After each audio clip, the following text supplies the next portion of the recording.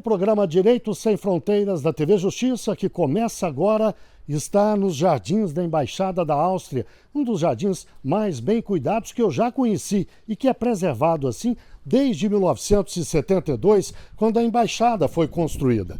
Nós estamos aqui para conversar com o embaixador Stefan Scheutz. Ele vai nos falar sobre as relações entre os dois países, entre o Brasil e a Áustria, e também sobre algumas das principais questões mundiais.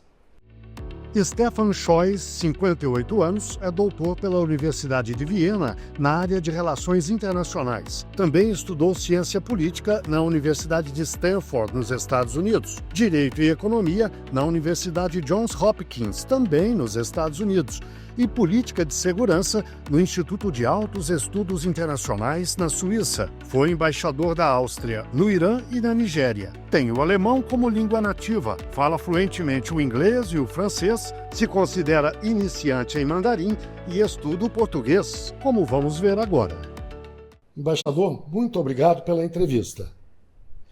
Eu quero começar lhe pedindo que nos fale dessa figura feminina, logo atrás de nós. É uma austríaca, muito conhecida dos brasileiros. Eu já antecipo alguma coisa. Ela disse, eu troco minha pele e me torno brasileira. É o que está escrito ali atrás. Quem é essa pessoa? Dona Leopoldina da Áustria, vossa imperatriz da independência. E é muito importante que ela foi uma mineralogista acadêmica, não uma princesina. E muitos historiadores brasileiros dizem que Brasil deve sua independência a ela. Por isso, ele é aussi chamado a primeira feminista do Brasil. Há quanto tempo o senhor está no Brasil? Estou em Brasília há mais de 3 anos e devo dizer que as condições de trabalho são praticamente um paraíso. Levo cerca de 10 minutos para chegar ao Itamaraty e cerca de 12 minutos para chegar ao aeroporto. Além disso, o Brasil é um lugar lindo. Quando estou no jardim da embaixada, vejo tucanos, araras, marticacas e beija-flores que eu não vejo na Amazônica por causa de todas as árvores. É muito bom tanto para minha saúde quanto para minha carreira. E as pessoas são muito gentis e simpáticas. O senhor falou sobre questões ambientais. Eu aproveito para lhe perguntar sobre o meio ambiente na Áustria. Há notícias de derretimento de geleiras, de derretimento de neve nos Alpes austríacos. Qual é a gravidade da crise climática na Áustria hoje? Estamos nos preparando para mais aumento de temperatura na Áustria. E podemos esperar verões quentes e secos com cerca de 2 vezes mais dias com mais de 30 graus Celsius do que antes. É provável que os invernos sejam menos frios e, portanto, com menos neve emitida. Na Áustria, a temperatura média está aumentando muito mais rapidamente do que em outros países, infelizmente. E uma das áreas que realmente está sentindo o impacto da mudança climática é certamente a agricultura. Mas o sinal mais óbvio da mudança climática é o fato de que as geleiras alpinas existem há milênios. É muito provável que a Áustria perca mais de 90% de suas geleiras até o final do século, infelizmente. Alguns países emergentes, o Brasil inclusive, sugerem que os países ricos precisam investir mais dinheiro, precisam ajudar mais os países emergentes no combate à crise climática. A Áustria estaria disposta a contribuir um pouco mais? Guilherme, a Áustria leva a sério sua responsabilidade global pelo financiamento climático. Na verdade, agora estamos disponibilizando uma total de quase 500 milhões de euros para apoiar os países mais vulneráveis na luta contra a crise climática. O Ministério da Ação Climática em Áustria tem um programa robusto de financiamento climático com 90 milhões de euros por ano em recursos. Mas gostaria de fazer mais uma observação. Todos precisam fazer sua parte, especialmente os países que são responsáveis pela maior parte das emissões. Eles precisam fazer mais para reduzir suas emissões e contribuir mais para o financiamento climático. O mundo mudou muito desde 1992. Os países, as economias e o próprio mundo mudarão e precisamos respeitar e refletir as realidades do século XXI. E que resultados a Áustria gostaria de ver na chamada COP30, que vai ser realizada no ano que vem em Belém, aqui no Brasil? A Áustria está entusiasmada com o fato de o Brasil estar no comando no próximo ano. Como sua presidência do G20, o país mostrou que está pronto para entrar em cena e liderar os processos de governança global. A Áustria está ansiosa para formar uma equipe como o Brasil para fornecer serviços públicos de governança global. O Brasil é conhecido por sua excelente diplomacia, portanto, a Áustria espera que a COP30 em Belém seja um grande sucesso. Precisamos pressionar os países de 2030 de estabelecer algumas metas de redução ambiciosas. A Áustria tem algo especial ao seu favor. Ao contrário de alguns países da União Europeia e da Comissão Europeia, somos firmemente contra a energia nuclear. Ele não é segura, é caro e ainda não temos uma solução para o armazenamento dos resíduos. Além disso, o processo da aprovisação prende tempo e a construção é longa. O Acordo de Paris vai se precisamos ter neutralidade até 2050 para manter a temperatura global em 1,5 graus e menos. A energia nuclear simplesmente não é uma opção e a Áustria pretende atingir essa meta 10 anos antes, em 2040. Embaixador, um outro assunto importante, há uma preocupação em todo o mundo, cada vez maior, com o papel desempenhado pelas chamadas redes sociais. Como a Áustria lida com os problemas que as redes sociais têm causado em muitos lugares mundo afora? Elas deveriam ser absolutamente livres para publicar o que quisessem ou deveriam receber algum tipo de controle? Qual é a avaliação do senhor? A Áustria e o Brasil estão de acordo quanto a essa questão e poderiam realmente se beneficiar das ideias um do outro quando se trata de encontrar novas soluções. A lei de discurso de ódio, juntamente com a lei de serviços digitais e a legislação da União Europeia, oferecem uma proteção bastante robusta contra o discurso de ódio online.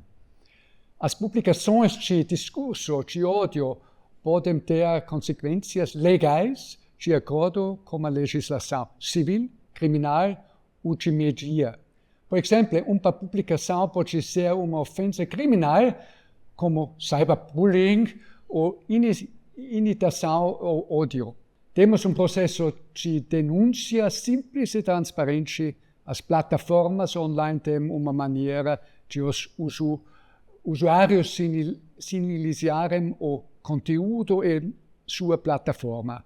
As plataformas precisam excluir o conteúdo imediatamente. Se não os fizerem, os provedores intermediários terão de pagar até 6% de sua revenue global. Isso garantia que as empresas de bilhões levam ao cenário de proteção das vítimas. A mais recente adição é um centro de aconselhamento para cientistas e pesquisadores que foram objeto por ódio, com especialistas em psicologia jurídica de relações públicas e ocupacional. Vamos falar um pouco da Organização das Nações Unidas. A ONU, na avaliação do senhor, na avaliação da Áustria, precisa de reformas, como muitos pedem mundo afora? A Áustria, assim como o Brasil, vê uma ONU forte e eficiente como um interesse central de nossa política externa, especialmente como um país neutro e de médio porte. O Brasil também tem uma forte tradição de uma narrativa de neutralidade, uma política de neutralidade. Sempre há espaço para melhorias e também vamos à necessidade da ONU se adaptar às realidades do século XXI. Este ano, por exemplo, a Áustria tem se concentrado particularmente na negociação sobre a reforma do Conselho de Segurança como co-presidente das negociações intergovernamentais sobre a reforma do Conselho de Segurança. E como o senhor vê a reivindicação brasileira de fazer parte, ter assento permanente do Conselho? É também uma reivindicação do Japão, da Alemanha, da África do Sul, da Índia. Como o senhor vê essa proposta? Como co-presidente das negociações intergovernamentais sobre a reforma do Conselho de Segurança, a Áustria está mantendo uma posição neutra no processo de reforma. Isso significa que ela não tem uma posição definitiva sobre as diferentes propostas da reforma do Conselho.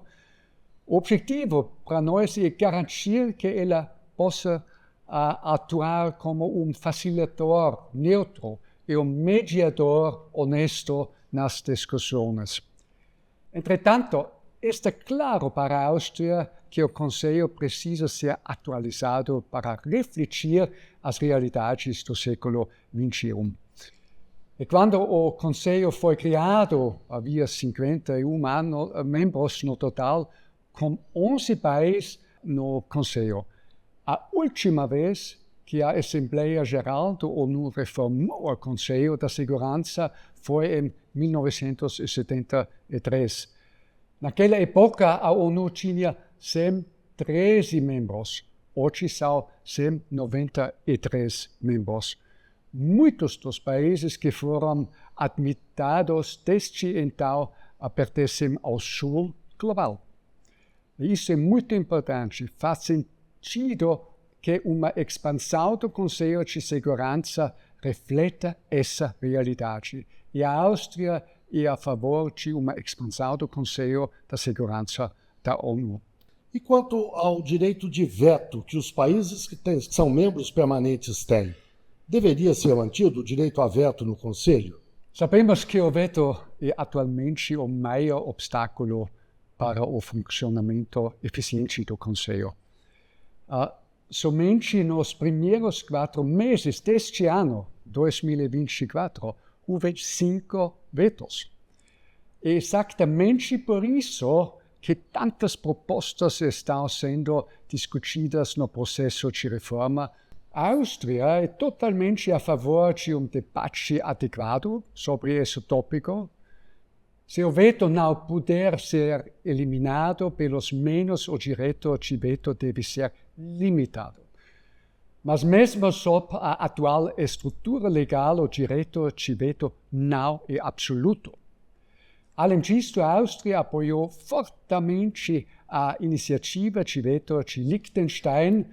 Essa iniciativa diz que os membros permanentes devem se explicar à Assembleia Geral da ONU para cada veto que fizerão. Eu gostaria de falar agora sobre a guerra na Ucrânia. Qual é a posição da Áustria nesse conflito militar? Há a possibilidade de negociação? Qual é a posição? Mas eu vou pedir que o senhor nos responda daqui a pouquinho, logo depois do intervalo. O Direito Sem Fronteiras faz uma breve pausa e volta já já.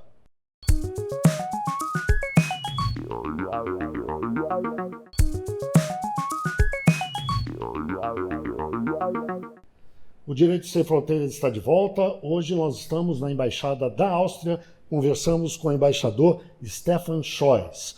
No bloco anterior eu deixei uma questão no ar e peço que o senhor nos responda agora. Qual é a posição da Áustria no conflito da Ucrânia com a Rússia? Há a possibilidade de negociação? Qual é a posição? Desde o primeiro dia da guerra de agressão russa contra a Ucrânia, a Áustria tem se solidarizado com a Ucrânia. Continuaremos a apoiar a Ucrânia se a Ucrânia para de lutar ser o fim dela. O homem tem em suas mãos a possibilidade de acabar com essa guerra hoje, e esse homem é o presidente Putin. A paz deve ser feita na mesa de negociações. Essa é a nossa posição. Não uma paz ditada pela Rússia. Precisamos sair das bolhas ocidentais, precisamos da China precisamos da Índia e particularmente precisamos do Brasil a bordo. O principal ponto é nenhuma negociação sobre a Ucrânia sem a Ucrânia. Uma nova conferência de paz sem a participação da Rússia não tem sentido. É por isso que a Áustria está especialmente interessada no plano de paz do presidente Lula para acabar com o conflito na Ucrânia. O presidente Lula já conversou com nosso presidente federal e nosso chanceler federal sobre isso. Estamos ansiosos para ver o que acontecerá em seguida. É ótimo ver o presidente Lula tomando a iniciativa e entrando em contato com países do sul global para encontrar uma solução justa. A Áustria é um dos principais países doadores e até o momento já recebemos mais de 254 milhões de euros em ajuda financeira e humanitária bilateral para a Ucrânia e seus vizinhos. Recentemente, a Áustria defendeu a regulamentação do uso de inteligência artificial para fins militares. Isso é possível? Controlar o uso de inteligência artificial numa coisa tão sensível assim? Certamente. Temos dois pontos de contato. A Áustria e o Brasil são grandes parceiros e estão trabalhando juntos para defender a regulamentação do uso da inteligência artificial para fins militares. Do ponto de vista austríaco, é fundamental estabelecer alguns princípios básicos sobre a lei internacional como medida preventiva. Desta forma, podemos evitar uma situação em que essas armas estejam sendo usadas em arsenais militares em todo o mundo. Insistimos que qualquer sistema que não possa ser usado de acordo com a lei humanitária internacional e os direitos humanos, ou que vá contra os princípios éticos básicos, deve ser totalmente banido. Outros sistemas devem ser regulamentados de forma a garantir a existência de controles humanos suficientes. Há também muitos outros usos militares da inteligência artificial sobre os quais precisamos ter diálogos no âmbito internacional e estabelecer princípios para o uso responsável. É por isso que a Áustria se dedica a aumentar a conscientização global e a promover soluções multilaterais em estreita cooperação com o Brasil. Organizamos uma conferência internacional em abril passado chamada Humanidade da Encruzilhada, Sistemas de Armas Autonomas e o Desafio da Regulamentação. A conferência atraiu mais de 1.000 participantes de 144 diferentes países e serviu como um ponto de partida para regulamentar esses novos sistemas armas. Aqui há outra área de desarmamento em que a Áustria e o Brasil estão cooperando muito estreitamente, que é o Tratado sobre a Proibição de Armas Nucleares. Ele foi elaborado em conjunto com o Brasil e assinado pelo Brasil. Esperamos que o tratado seja submetido ao Congresso brasileiro para ratificação muito em breve.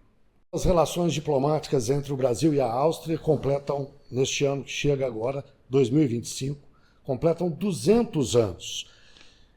O que o senhor destaca de mais importante? Houve vários momentos marcantes. Em 1822, a Imperatriz Leopoldina, nascida na Áustria, assinou a Declaração da Independência, marcando a separação do Brasil de Portugal. 3 anos depois, a Áustria foi a primeira potência europeia entre os atuais países da União Europeia a reconhecer a independência do Brasil. Mas ao turno, quando a Áustria perdeu sua soberania em 1938, o Brasil autorizou o movimento austríaco livre e, em seguida, a formação do Comitê para a Proteção dos Interesses Austríacos no Brasil. E em 1952, o Brasil levou a ocupação estrangeira da Áustria à ONU, onde apresentou uma resolução pedindo a restauração total da soberania da Áustria, que foi acontecida em 1955. Por isso, somos muito gratos ao Brasil e jamais esqueceremos o seu apoio. E qual é a política da Áustria para os brasileiros que eventualmente queiram se mudar para lá, trabalhar lá, ter uma vida na Áustria? Isso é possível? Em que circunstâncias? A Áustria oferece uma alta qualidade de vida e muitas oportunidades de emprego interessantes para trabalhadores qualificados. Temos um forte setor de exportação, muitas empresas e organizações internacionais e mais de 400 líderes do mercado mundial e um ambiente inovador de pesquisa em Áustria. Imigrantes qualificados de todo o mundo, também do Brasil, podem se mudar para a Áustria graças ao sistema Rot-Weiß-Rot-Karte, se chama cartão branco-vermelho. Esse sistema de imigração baseado em pontos permite que trabalhadores qualificados de outros países e suas famílias imigrem para a Áustria.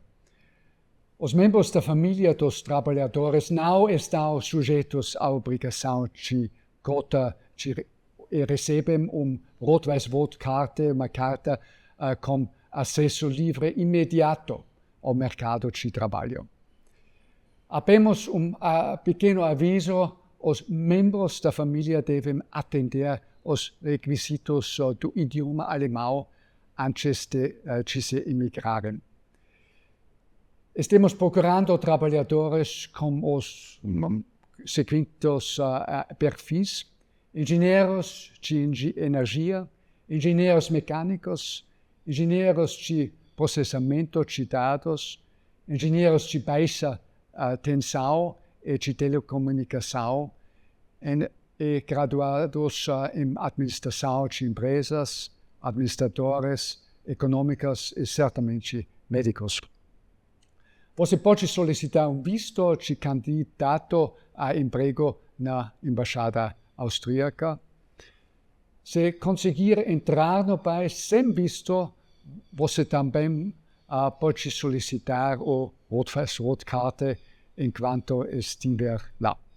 Já para uma viagem de turismo, as exigências são menores. Como é que funciona para o turista brasileiro que quer ir à Áustria? Os turistas não precisam uma visa, eles podem ficar por 3 meses para ano à Áustria. E as relações entre o Brasil e a Áustria não são apenas políticas e econômicas, são também culturais e científicas. Gostaria que o senhor nos falasse um pouco sobre isso. Efetivamente, muito concentrado sobre a pesquisa e a documentação da flora e fauna e antropologia. Por exemplo, o zoólogo Johann Natterer, membro da expedição austríaca que trouxe a então arquiduquesa Leopoldina ao Brasil em 1817, passou 18 anos no país e coletou uma série de objetos, animais, plantas e minerais de fauna e flora brasileira para enviar à Áustria, o que hoje constitui uma das mais importantes coleções etnográficas do período no mundo.